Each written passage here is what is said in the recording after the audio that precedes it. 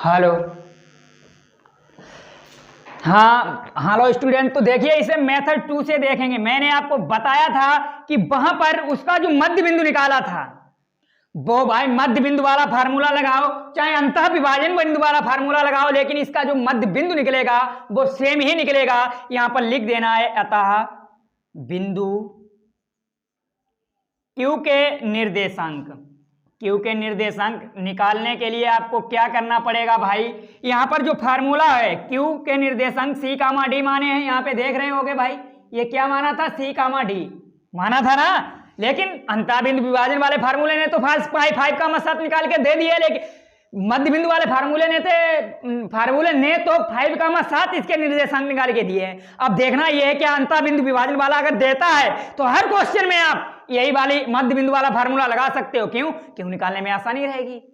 ठीक है, क्योंकि आएगा सेम आएगा। बताते इसलिए हैं कि आप लोगों को भरोसा हो जाए, नहीं तो आप लोग कहोगे कि सर तो गलत सरल पढ़ाते हैं, पता नहीं क्या क्या बताते रहते हैं। भाई ऐसा कुछ नहीं है, आपको सरल कंटेंट देने का यानी प्रोवाइड कराने का मेरा प्रयास रहता है। तो यहाँ पर क्यू सी कामा डी बराबर m1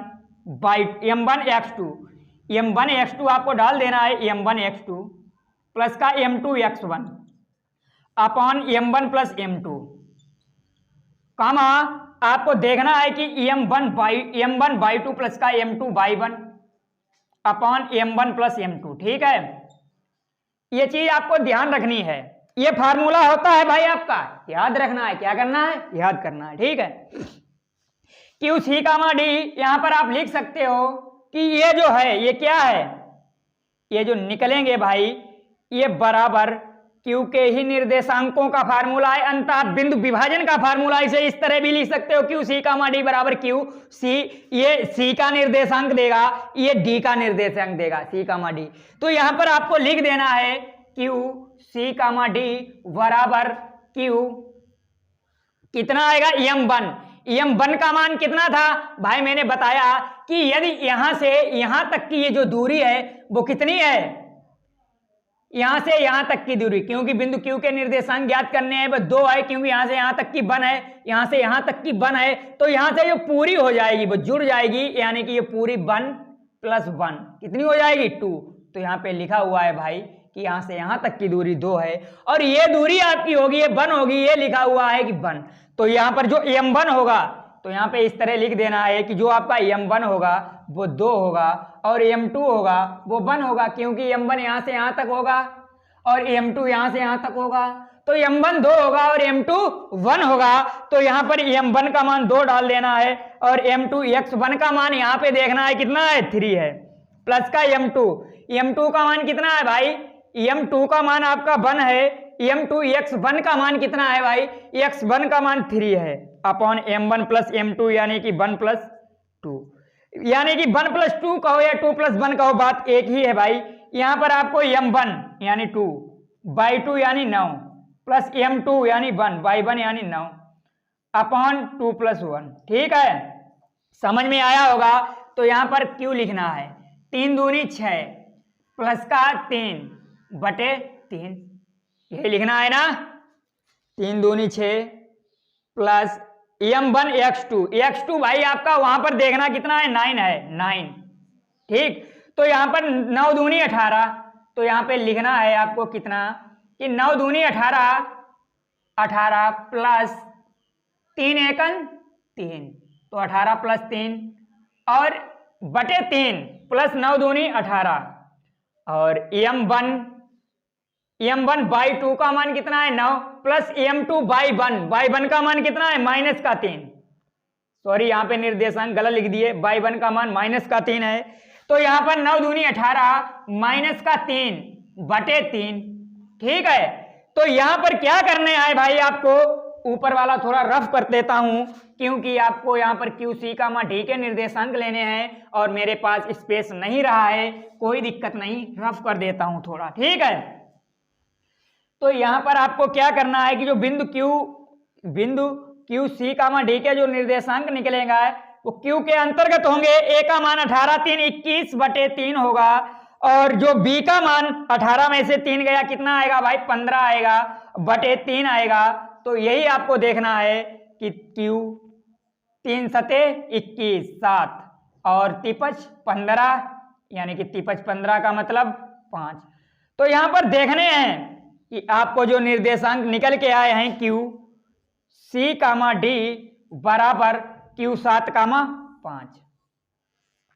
और यही बिंदु आपको दिखाई दे रहे होंगे कि मध्य बिंदु का जब फार्मूला निकाला था तब भी आपके 7 और 5 ही निकल के आया है, और जब मैंने यहां पर अंतः विभाजन का फार्मूला लगाया तब भी आपके जो निर्देशांक निकल के आए हैं वो 7,5 निकल के आए। इट मीन्स ये सत्य हो गया, सिद्ध हो गया कि चाहे अंतः विभाजन वाला फार्मूला लगाओ और चाहे मध्य बिंदु वाला फार्मूला लगाओ, डिफरेंस दोनों में एक कुछ नहीं है, आंसर आपका सेम आएगा भाई।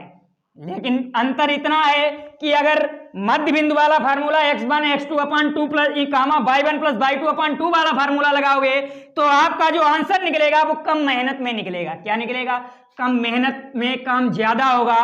और अगर ये वाला फार्मूला लगाओगे तो ज्यादा मेहनत में काम कम होगा। लेकिन आजकल लोग कहते हैं कि स्मार्ट वर्क करना है भाई, कम मेहनत में काम ज्यादा करना है, तो आपको भी भाई स्मार्ट वर्क करना है। और स्मार्ट वर्क करने के लिए आपको चूज करना होगा कि कौन सा फार्मूला ज्यादा सही रहेगा। रफ कर देता हूं, अगला क्वेश्चन पढ़ लीजिए। गर्दा उड़ेगा भाई, उसका भी उड़ेगा। क्वेश्चन नंबर है घा, इसका गर्दा उड़ना है भाई, उड़ेगा। नंबर डाल देता हूं घा। देखिए 12 सेंटीमीटर त्रिज्या, 12 सेंटीमीटर वाले त्रिज्य खंड का कोण 120 डिग्री है। इसे त्रिज्य खंड 12 सेंटीमीटर वाले त्रिज्य खंड का कोण 120 डिग्री है। इस त्रिज्य खंड को इस प्रकार मोड़ा गया है कि उसके दो किनारों वाले त्रिज्याओं को एक साथ जोड़कर शंकु प्राप्त होता है। तो शंकु का आयतन ज्ञात कीजिए कह रहा है कि, तो शंकु का आयतन ज्ञात कीजिए। आपको मालूम होगा कि आपका जो त्रिज्य खंड होता है, यानी कि जिसे इंग्लिश में सेक्टर बोलते हैं भाई, सेक्टर आपका जो होता है वो इस टाइप का होता है। अगर बात करें त्रिज्य खंड का, तो त्रिज्य खंड आपको कहां से प्राप्त होता है ये भी बताता हूं भाई। त्रिज्य खंड सर्किल का एक पार्ट होता है, यानी वृत्त का एक पार्ट होता है। जैसे माना ये आपका कोई एक सर्किल है और ये आपका क्या है, त्रिज्य खंड है। ये सर्किल का कोई एक पार्ट हो गया तो ये क्या हो गया, त्रिज्य खंड हो गया भाई। इसे कहेंगे त्रिज्य खंड। क्या कहेंगे? त्रिज्य खंड। इसे ही भाई त्रिज्य खंड कहते हैं। कह रहा है कि 12 सेंटीमीटर त्रिज्या, 12 सेंटीमीटर वाले त्रिज्य खंड का कोण, और इसकी जो त्रिज्या है ये 12 सेंटीमीटर आपको दे रखी है। और कह रहा है कि इसका कोण जो है, ये कोण है, ये आपको 120 डिग्री दे रखा है। ये कह रहा है का कोण 120 डिग्री है। इस त्रिज्य खंड को इस प्रकार मोड़ा गया है कि उसके दो किनारों वाले त्रिज्याओं को एक साथ जोड़कर एक शंकु प्राप्त होता है। आपको हम दिखाएंगे एक कुल मिला के ये आपको इसी आकृति का दिखाई दे रहा होगा। जो आपका ये है, ये इस आकृति का दिखाई दे रहा होगा, क्योंकि त्रिज्य खंड भाई यही होता है। लाइट यानी टॉर्च की जो फोकस होती है वो मारते हैं तो इसी आकृति में चलती है, यहां से स्टार्ट होती है और इस प्रकार उसका आकार, मतलब जो रोशनी होती है वो फैलती जाती है। तो त्रिज्य यानी कि जो टॉर्च का, जहां से टॉर्च का जो फोकस निकलता है वही आपका त्रिज्य खंड होता है। तो यहां पर ये आपका त्रिज्य खंड है, यानी कि इस आकार का है, दिखाई दे रहा होगा। और कह रहा है कि इसके दोनों किनारे वाले त्रिज्याओं को एक साथ जोड़कर शंकु प्राप्त किया जाता है। मतलब किस टाइप का होता है आपको बताएंगे। यदि आपको ये है और इसके दोनों किनारों को इस तरह जोड़ दिया जाता है, ये इसके एक ये किनारा है और ये किनारा है, इसके दोनों किनारों को इस तरह जोड़ा जाता है कि शंकु बन जाए, शंकु बनाया जाता है। ठीक है, तो जब इसके दोनों किनारों को भाई जोड़ देंगे तो शंकु बन जाएगा। कैसा बनेगा आपको दिखाएंगे। ये भाई इस टाइप का शंकु बनेगा, इस टाइप का। ठीक है, आपको दिखाई दे रहा होगा, इस टाइप का बनेगा। ये शंकु बनता है। ठीक है, शंकु यहां पर हम बनाएंगे, लेकिन आपको समझ में नहीं आएगा किस तरह मोड़ा गया है। इसकी जो चाप की लंबाई है भाई, इसकी चाप की लंबाई क्या होगी, ये अगर हम इसकी त्रिज्य खंड की बात करें तो इसकी जो ये लंबाई है, ये वाली, ये क्या है, चाप की लंबाई है। जैसे अब बात करें ये क्या है, चाप, यहां से यहां तक, तो ये क्या हो गई, चाप की लंबाई हो गई। और कागज में अगर बात करें, यहां पर देखो तो ये चाप की लंबाई हो गई यहां से यहां तक। ठीक है, ठीक, यही हो गई चाप की लंबाई। समझते रहना है।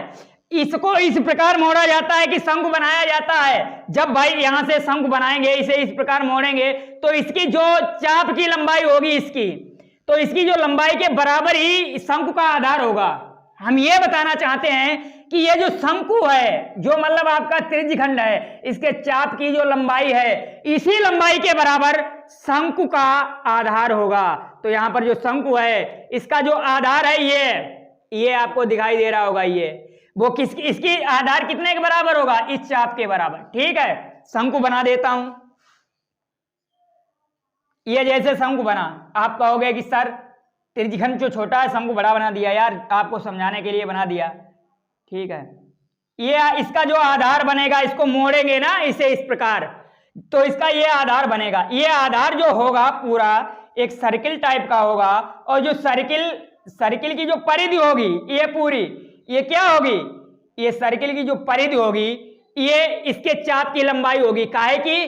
त्रिज्यखंड की। ठीक है, तो बस यही बताना चाहता हूं कि यानी कि त्रिज्यखंड की चाप की लंबाई, यहां पे लिख देता हूं कि त्रिज्यखंड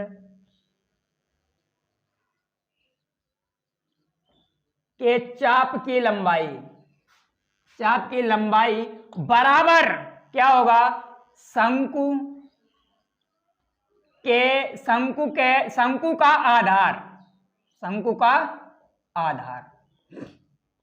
ये शंकु का आधार हो गया। ये शंकु का जो आधार होगा, ये इसकी चाप की लंबाई के बराबर होगा भाई, 100% वादे के साथ। यही चीज आपको समझनी है। ये हम समझा क्यों रहे हैं? क्योंकि वो ये कह रहा है कि शंकु का आयतन ज्ञात कीजिए, और आयतन ज्ञात करने के लिए इसका जो आयतन होता है शंकु का, b बराबर 1/3 पाई r स्क्वायर एच होता है।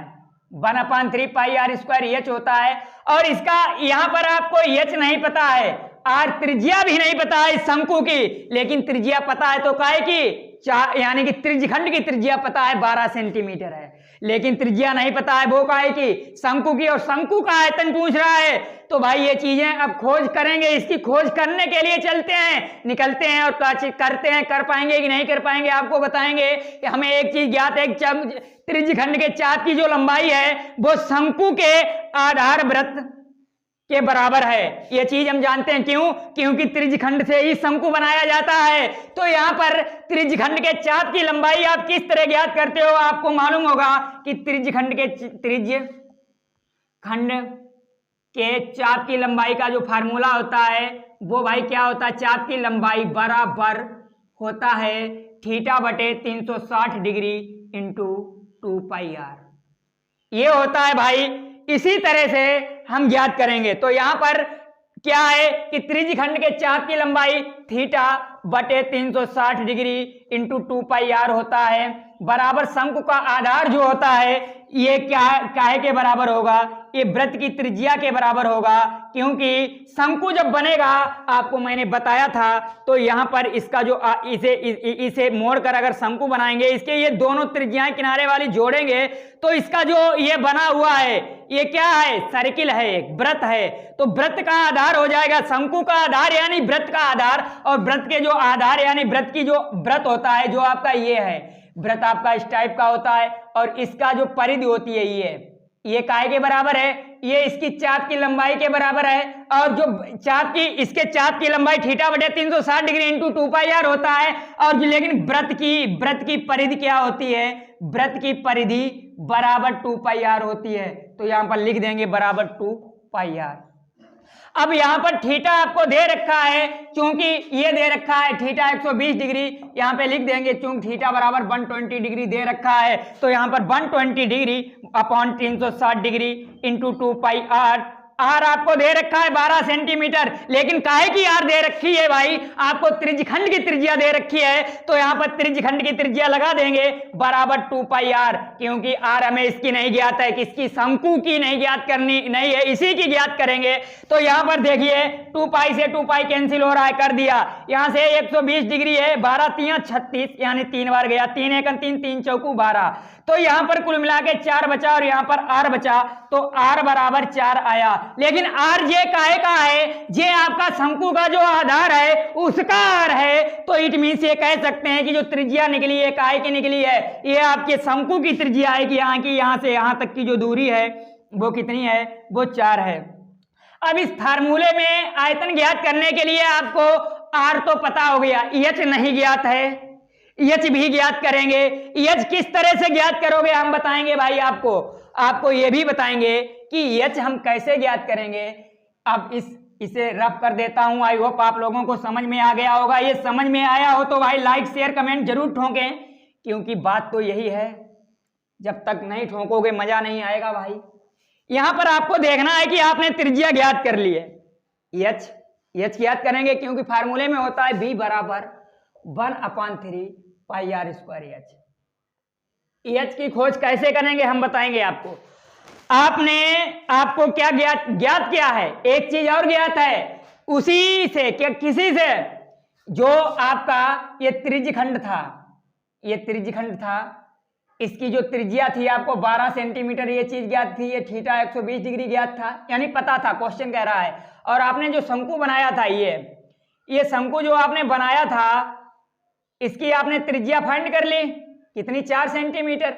लेकिन आपको नहीं ज्ञात है इसकी क्या, इसकी ये जो तिरछी ऊंचाई यल होगी भाई, ये यल।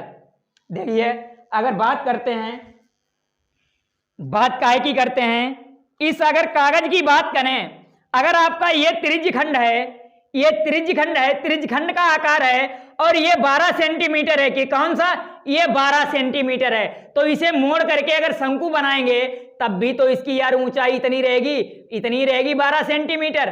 तो यहां पर कह सकते हैं कि इसकी जो यल है, तिरछी ऊंचाई है, ये कितनी है, ये 12 सेंटीमीटर है। क्यों, क्योंकि यहां पर कह सकते हो आप कि क्या कह सकते हो कि त्रिज्यखंड की त्रिज्या बराबर त्रिज्यखंड की त्रिज्या बराबर क्या होगी, बराबर शंकु की तिरछी ऊंचाई, शंकु की तिरछी ऊंचाई होगी। क्यों, क्योंकि तिरछी ऊंचाई शंकु की ये होती है, आपने पढ़ा होगा, नहीं पढ़ा तो सीख लीजिए भाई। तो लेकिन शंकु की तिरछी ऊंचाई को यल से लिखते हैं, काहे से, यल से। यल बराबर त्रिज्यखंड की त्रिज्या कितनी है, 12 सेंटीमीटर ये दे रखी है, तो यल बराबर 12 सेंटीमीटर, ये चीज आपको ज्ञात हो गई। आई होप आप लोगों को समझ में आया होगा कि हमने अब यल और फाइंड कर लिया। अब हम आसान रहे और हमें यल पता है 12 सेंटीमीटर है, आर पता है 4 सेंटीमीटर, एच फाइंड करेंगे। आपको बताएंगे किस तरह, यहां पर लिख देना है कि आर आपने फाइंड कर ली, यहां पर लिख देना, ठीक है। इसे रब कर दे रहा हूं भाई, स्क्रीनशॉट ले लेना या नोट कर लेना, क्योंकि जगह नहीं है, स्पेस नहीं है मेरे पास भाई। तो ठीक है भाई, चलते हैं, आगे बढ़ते हैं। आगे किस तरह बढ़ेंगे आपको बताएंगे। आपने एच ज्ञात करना, एल और पता है, तो आपको एक रिलेशन पता है, H comma R, H comma R व एल, इसका एक संबंध होता है, किस संबंध से, कौन सा संबंध होता है आपको बताएंगे। इसका जो संबंध होता है वो एल स्क्वायर, जो तिरछी ऊंचाई होती है वो H square plus R square के वर्गों के योग के बराबर होता है। यानी जो तिरछी ऊंचाई होती है उसका वर्ग होता है वो एच, यानी कि जो खड़ी खड़ी ऊंचाई ये वाली एच होती है, इसका वर्ग और जो त्रिज्या है इसके वर्ग के योग के बराबर होता है। तो योग मीन्स प्लस। तो यहां पर आपको तिरछी ऊंचाई 12 का स्क्वायर पता है, तिरछी ऊंचाई 12, एच ही ज्ञात करते हैं। क्यों, इसकी खोज में निकले हैं भाई, खोज करनी है। आर आपको 4 दिया गया है तो 4 का स्क्वायर हो जाएगा। 12 का वर्ग सब जानते हैं 144 होता है, 4 का वर्ग भी जानते हैं 16 होता है। तो 144 माइनस 16 पक्षांतर करेंगे, इधर माइनस का हो जाएगा, एच स्क्वायर आएगा। यहां से एच स्क्वायर ज्ञात करेंगे तो 14 में से 6 गया 8, यहां पर कितना बचा 3, 3 में से 1 गया 2, 128 बचा। तो दिस इंप्लाइज दैट हम ये कह सकते हैं कि एच बराबर, क्या कह सकते हैं, ये कह सकते हैं कि एच बराबर √128। भाई अब एक समस्या आ गई कि √128, अब इसे बाहर कैसे लिखेंगे हम बताएंगे आपको किस तरह से लिखोगे। आपका 128 है, गुणनखंड कर लो, 2 से काट दो, 2 छंग 12 चौकू 8, 32 दूनी 64, 16 दूनी 32, 16 दूनी 32, 2 8 16, 2 चौकू 8, 2 दूनी 4 और 2 एकन 2। अब जो जोड़ा बनाओ, जोड़ा, एक जोड़ा बना, 2 जोड़ा बना, 3 जोड़ा बना, चौथा इसका जोड़ा नहीं बन रहा। जो जोड़ा बन जाए उसे बाहर रखो। जोड़ा इसका बना, जोड़ा इसका बना, जोड़ा इसका बना, यानी कि 2 दूनी 4 दूनी 8। इसका जो जोड़ा बने उसका गुणा कर लो। एक जोड़ा 2 का बना, एक 2 बना, तीसरा जोड़ा बना, लेकिन चौथा नहीं बना, उसे रूट के अंदर लिख दो और जो बन गया उसे बाहर लिखो। एक जोड़ा, 2 जोड़ा, 3 जोड़ा बने, 1 2 3 जोड़ा जब 3 बने, अब इनका 2 दूनी 4, 4 दूनी 8, 8 अंडर रूट 2। इस तरह से इसे अंडर रूट से बाहर निकालेंगे। ठीक है, निकाल लिया ना। अब देखते हैं भाई, इसका आयतन ज्ञात करते हैं। क्यों? क्योंकि आप जानते हो कि इसका आयतन, अब तुम्हें हर एक चीज ज्ञात हो गई, एच भी पता हो गया। यहां पे लिख देना है कि शंकु का आयतन, शंकु का आयतन क्या होता है आपको बताएंगे। बी, शंकु का आयतन बी से लिखते हैं 1/3 पाई आर स्क्वायर एच होता है। यहां पर 1/3 आपको दिया ही गया, पाई 22/7 होता है, आर 4 स्क्वायर है, 4 है तो 4 का वर्ग यानी 4 गुणा 4। एच आपने ज्ञात ही कर ली, कितनी है 8 अंडर रूट 2। भाई इनका गुणा कर दो, 100% आंसर आ जाएगा। तो आंसर आने के लिए क्या करोगे, अगर आप यार काहे इतना लंबा चौड़ा गुणा करोगे, पाई में ही ना निकाल दो। अगर पाई 22/7 इसका मान नहीं रखोगे, पाई में निकालोगे तब भी 100% सही है भाई, वादे के साथ कहता हूं। 4 चौकू 16, 16 अट्ठे 128, तो यहां पे लिख देना है 128 अंडर रूट 2 और इंटू पाई, ये पाई बताए बचे बटे 3, ये इसका आयतन हो गया भाई। 100% वादे के साथ कहता हूं आंसर सही है, करेक्ट है, बिल्कुल करेक्ट है। और इसे दुनिया की ताकत गलत नहीं कर सकती है। अगर इस तरह से क्वेश्चन लगा के आओगे 100% पूरे मार्क्स मिलेंगे भाई। 70 में 70 लाने का प्रयास रहता है बच्चों को दिलवाने का भाई। इसी तरह बहुत मेहनत करता हूं पढ़ाने में। अगर मजा आया हो तो लाइक शेयर कमेंट अवश्य ठोंकिएगा। मिलते हैं अपनी अगली वीडियो में और धन्यवाद। हेलो।